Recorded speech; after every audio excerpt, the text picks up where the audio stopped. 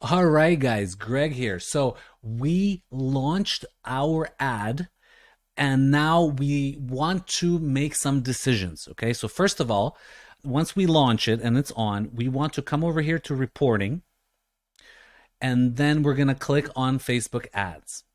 This is a brand new ad that I just launched, so there's no data here. There's no data. Okay, so we want to let it run for at least a day. Now, some people say let it run for 3 days. Okay, sure. I already know after about 24 hours if an ad is going to be a winner or if it's going to be a loser. Okay, and if it's a loser, there's no reason why I need to spend any more of my client's money, right? It's $10 a day. We put the budget, right, as the budget. So we want to save them money and be more prudent with the ad spend. So what I do is I let it run for 24 hours usually. In the first day, it never gets leads. So that's why I let it run for 24 hours. And then I want to come over to reporting and Facebook ads, okay? And I'll show you with an ad account that actually has some spend on it, okay? Reporting and Facebook ads. Now, if you need to do this in the settings integration to connect Facebook where we initially, so in order to see this data, if you didn't, you won't be able to see it. So one reason why you're not seeing this is you need to, remember, come over here to settings and then integrations, and then you need to connect the page and the ad account. And furthermore, you need to map those fields when you launch the ad. As soon as you launch the ad, you have to click on map fields, all right? Just for the one you launch. They may have older forms like this, but you need to launch and click update so that you don't get this green, there's no green little box here, okay? You don't want that. So let's go back to reporting. Right? Facebook ads, there's no data here. I'm going to show you with an account that has data. So first thing, before we make any decisions, we need to look at the correct columns. So you're seeing this in your HighLevel account, but the ad is actually running in their Facebook ad account. So they're seeing the numbers here if they check, right? But you don't have usually access because I use UpHex and I use HighLevel. I don't need access to their ad account, okay?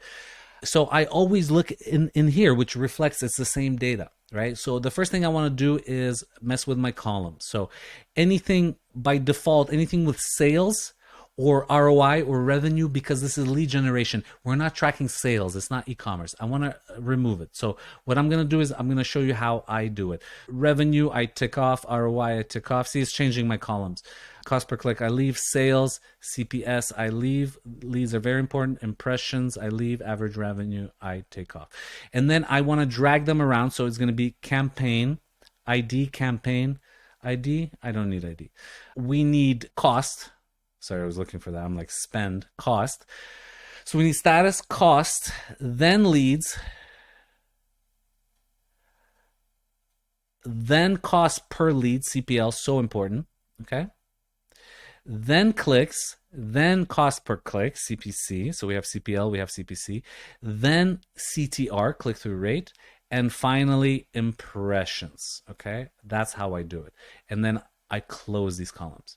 If I'm working inside the ads manager, I create my own custom column, which I call Greg. I customize the columns, and I do the same thing here. I do spend, results, leads, cost per lead, cost per click. I always have this layout because this really paints the picture for me, okay? So let's just say this is blank. It ran for a day, and let's just say we have to make some decisions because advertising is all about, it's not just about the initial launch, it's about making decisions.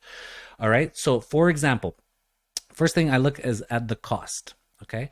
So here's, in this example, this spent $24.26. So remember, they're spending $10 a day per ads, right? For ads. So this probably ran for 2.5 days. I let it run a little bit longer. It got 2 leads. Okay. 2 leads. If I click on this little thing, there'll be a pop-up with the lead name, email, phone number, and the cost per lead is $12.13. Okay. Now I don't need to look at anything else. I really don't. At this point, I know I should be getting leads at around $5 specifically for real estate buyers. Okay. So this is where it comes in, knowing your industry, knowing your niche, right? How much should a lead cost for your specific industry? Now, if you're doing coaching consulting, a lead is probably $20 to $25, like a webinar registration. If you're doing insurance, a lead could be $50. So it all depends on your industry. For kind of small business, local, like gyms, maybe chiropractors, real estate, it's probably $5 to $10. Specifically for real estate buyers, I know it should be 5 or under. That's my goal, my KPI, key performance indicator, my threshold, KPI threshold. Okay. So then this already doesn't make sense for me. So what do? Well, I go to his Facebook. Okay. If this happened with Ken, I'm going to pause this and I'm going to go and I'm going to launch a new campaign and I'm going to make a small change, maybe with targeting. Instead of open, I'm going to try targeting people interested in buying homes, right? So, okay, cool. I did it again. So I paused this one. Okay. I launched another one. I ran it for 1 day. It got 1 lead, 916. I still didn't love it. Okay. I still didn't love it. So I killed it. I made others. So see, it has interest. So the first 2 were interest targeting. I targeted Zillow and Trulia. And then finally I did open targeting. So just male, female, 18 to 65, because you can't mess with that with housing categories. And then I launched the third ad, and look at this. To date this year, and it all depends on your time frame. Like you need to look at the time frame, right? What time frame are you in? I'm from January 1st. Usually this will show you 2 weeks, but you can last 2 weeks.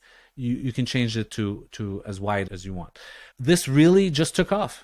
Okay, this really just took off, and then I just, he started spending more, $10 a day, more days, and I kept it, and lead cost stayed at around $3.13. So I hope that makes sense. So very rarely will the first launched ad be a home run. Okay. By this point, I've launched so many real estate agents that I can get a home run on Facebook in terms of cost and volume.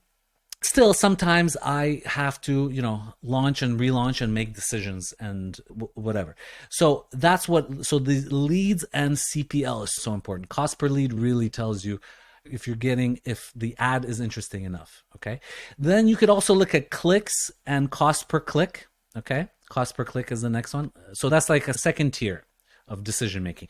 If this makes sense, if your cost per lead is within your KPI, $5, $10, whatever your KPI is, right? You have to kind of know it through trial and error. Then this doesn't matter as much, but you could still see it. Let's say if you're getting the same cost per lead, but one is, you have higher cost per click, maybe you could pause the other one that has a higher, but again, I would still more look at this one. But you could see, more expensive leads, you have more expensive clicks. Usually they're in tandem, okay? Cheaper leads, cheaper clicks, okay? And then, so you can look at clicks and cost per click, a secondary, and then this is click-through rate. Okay, click-through rate. So impressions are your views. So as people scroll and they see your ad, right?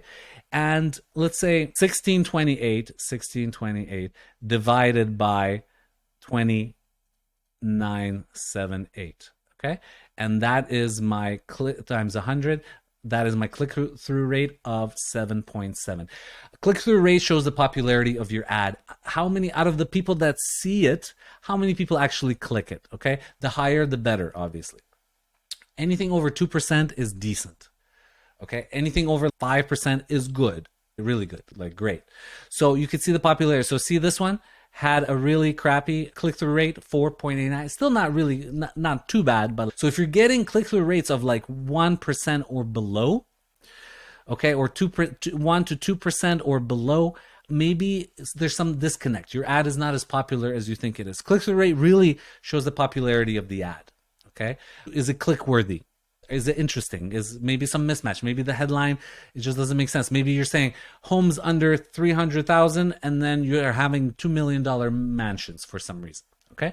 So this is how I kind of make decisions and how I either keep ads. And again, if it's a home run, like if this person's ad is a home run from the get-go, then I'm just going to keep it as is. If I'm getting under $5 leads, and sometimes it improves a little bit over time, but you can't really go from, so you can go from a $6 lead to a $4 lead, but you can't really go from $12 lead to a $3 lead over a few days. It just doesn't happen. So you have to, I sense it from the beginning of which way it's going to go.